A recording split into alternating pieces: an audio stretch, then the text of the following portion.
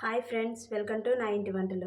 ఈరోజు వీడియోలో నేను చూపించే రెసిపీ ప్రతిరోజు అన్నంలో తీసుకోవడం వల్ల మీ జుట్టు రాలడం, అలాగే పీరియడ్స్ టైంలో వచ్చే నడుము నొప్పి, కడుపు నొప్పి ఇలాంటి వాటిని కూడా పూర్తిగా తగ్గించడానికి హెల్ప్ అవుతుంది. దీన్ని ప్రతిరోజు రైస్లో కాస్త తీసుకుంటే సరిపోతుంది. ఎవరైనా తీసుకోవచ్చు. ఎలాంటి హెల్త్ ప్రాబ్లమ్స్ ఉన్నా ఎవరైనా సరే దీన్ని తీసుకోవచ్చు. చిన్నపిల్లలైనా చాలా ఇష్టంగా తింటారు. చాలా మంచి స్మెల్, అలాగే చాలా మంచి టేస్ట్ ఉంటుంది. తప్పకుండా ట్రై చేయండి.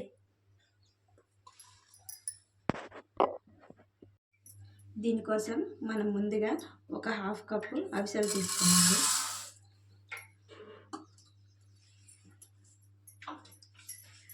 వీటిని బాగా వేయించుకోవాలి.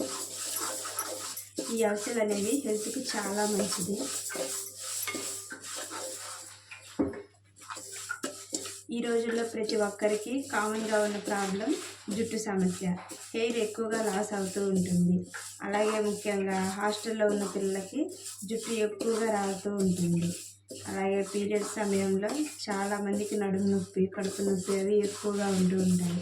వీటన్నిటికీ ఈ అవిసెలు అనేవి చాలా హెల్ప్ అవుతూ ఉంటాయి. వీటిని బాగా వేయించుకోవాలి.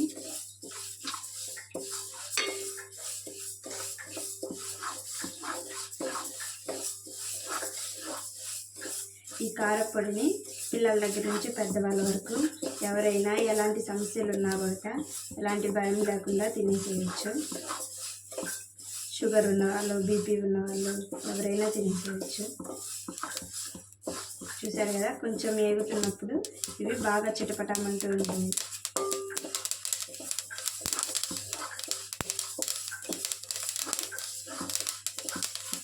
ఇది ఇలా బాగా వేయించుకోవాలి.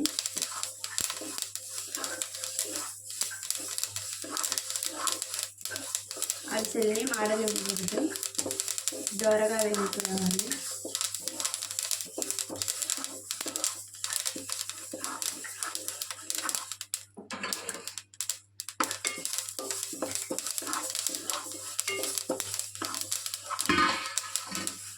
మంటని లో ఫ్లేమ్లోనే ఉంచుకొని బాగా వేయించుకోవాలి.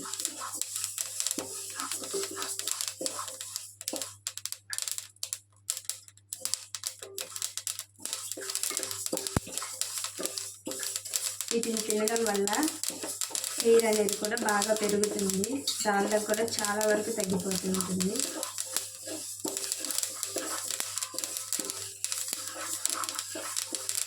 చిన్నపిల్లలకు కూడా ప్రతిరోజు రైస్లో కలిపి పెడుతూ ఉండొచ్చు.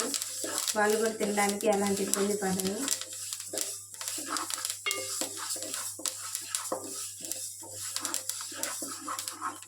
ఇవి తినడం వల్ల ఏవైనా ఇబ్బందులు వస్తాయా, ఏదైనా ప్రాబ్లం ఉంటే ఇవి తినొచ్చా లేదా, ఇలాంటి డౌట్స్ అనేవి ఏమీ పెట్టుకోవాల్సి లేదు.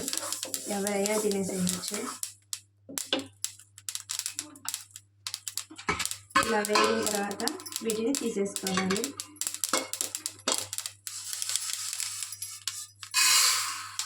ఒక హాఫ్ కప్పు తెల్ల నువ్వులు కూడా వేయించుకోవాలి.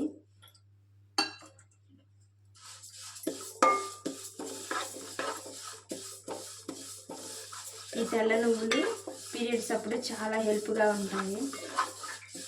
నడుము నొప్పి, కాళ్ళ నొప్పులు, అలాగే కడుపు నొప్పి కూడా చాలా వరకు తగ్గుతుంది.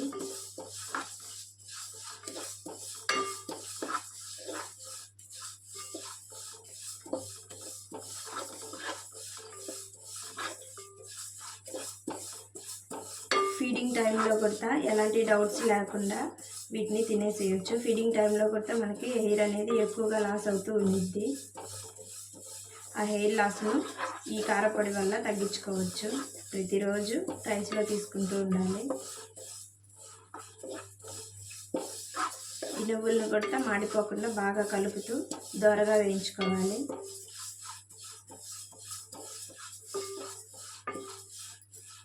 ఇవి వేగేటప్పుడు లైట్గా కాస్త కలర్ చేంజ్ అవుతుంది.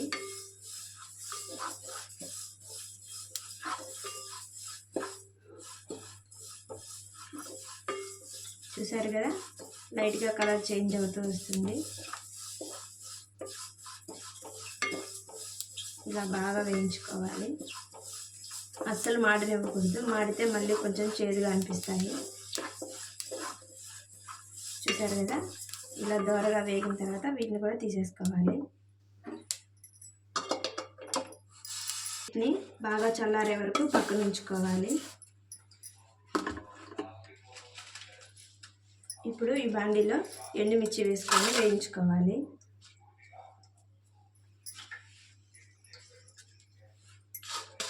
ఎండుమిర్చి అనేది మీరు కారాన్ని తీసుకునే దాన్ని బట్టి తీసుకుంటే సరిపోయింది. కొంచెం ఎక్కువ కారంగా తినేవాళ్ళు కాస్త ఎక్కువగానే తీసుకోవచ్చు, లైట్గా తినేవాళ్ళు కాస్త లైట్గానే తీసుకోండి.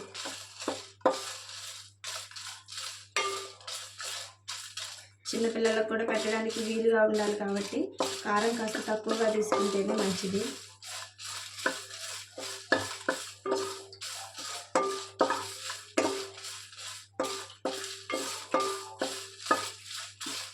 ఈ మిరగాయలు కూడా బాగా వేయించుకోవాలి. ఇందులో ఎలాంటి ఆయిల్ అనేది అసలు యూజ్ చేయడం లేదు.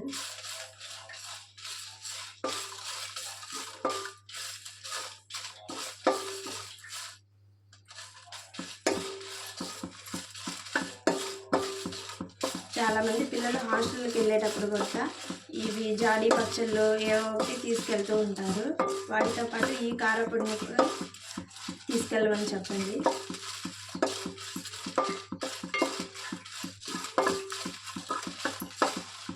హాస్టల్స్లో ఉండే వాళ్ళకి ఎక్కువగా జరుగుతూ ఉంటుంది నీళ్ళు అనేది. చూసారు కదా, మిరగాయలు ఇలా బాగా వేగిన తర్వాత వీటిని కూడా పక్కన పెట్టేసుకుందాం.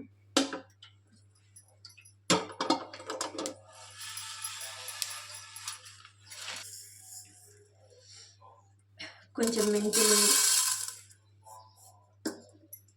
వీటిని బాగా వేయించుకోవాలి.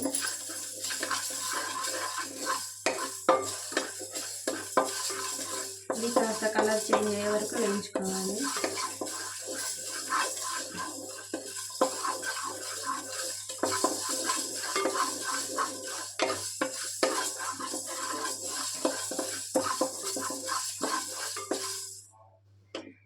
ఒక పాయ ఎల్లిపాయ ముక్కలు, ఎల్లిపాయ రబ్బర్ని కొడితే లైట్గా ఊరికి అలా వేడి తగ్గనివ్వాలి అంతే. అలాగే కొన్ని ధనియాలు,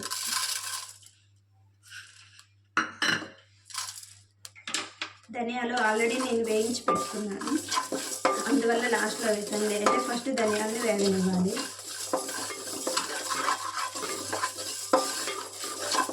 అలాగే కొన్ని ఎండుమిరపకాయ ముక్కలు, ఎండు కొబ్బరి ముక్కలు,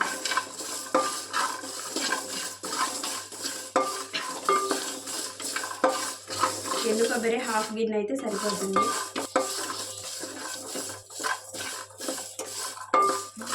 ఇప్పుడు స్టవ్ ఆఫ్ చేసేసుకుందాం. వీటిని పూర్తిగా చల్లారి పెట్టుకోవాలి.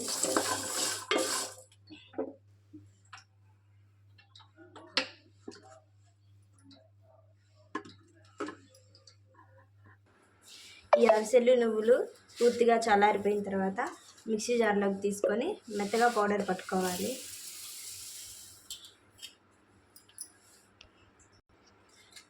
ఇలా పౌడర్లా పట్టేసుకొని దీన్ని పక్కన పెట్టుకోవాలి.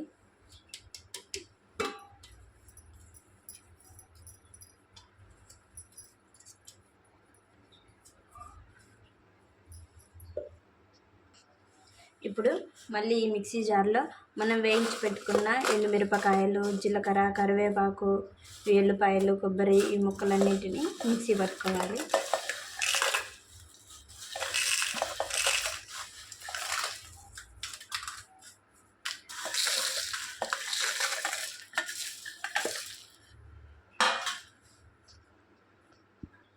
అలాగే సరిపడా ఉప్పు కూడా వేసుకోవాలి.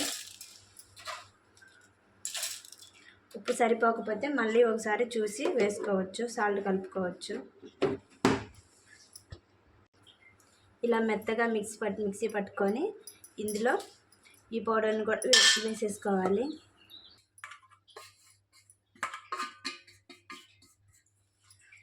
దీన్ని మళ్ళీ ఒకసారి మిక్సీ వేసేసుకుంటే ఇది బాగా కలుస్తుంది. ఇలా మిక్సీ పట్టుకుంటే అంతా బాగా కలిసిపోతుంది. ఒకవేళ కలవలేదంటే మీరు ఏదైనా ప్లేట్లోకి తీసుకున్న తర్వాత అయినా నీట్గా కలుపుకోవచ్చు. ఇక బాగా కలిసింది. ఇది హెల్త్కి చాలా మంచిది, ఎవరైనా తినేసేయచ్చు. షుగర్, బీపీ ఎలాంటి హెల్త్ ప్రాబ్లంలు ఉన్నా కూడా దీన్ని హ్యాపీగా తినేసేయచ్చు. ఇందులో సాల్ట్ సరిపోయిందో లేదో చూసుకోండి. ఒకవేళ తక్కువైనట్టు అయితే కొంచెం కలుపుకోవాలి. చూసారు కదా. ఈ వీడియో మీకు నచ్చినట్లయితే లైక్ చేయండి, షేర్ చేయండి. మీ వీడియో మీకు ఎలా అనిపించిందో కామెంట్లో చెప్పండి. ఒకసారి ట్రై చేసి మీకు ఎలా వచ్చిందో కూడా చెప్పండి. స్మెల్ అనేది చాలా బాగుంటుంది, పిల్లలు కూడా చాలా ఇష్టంగా తింటారు. Thank you.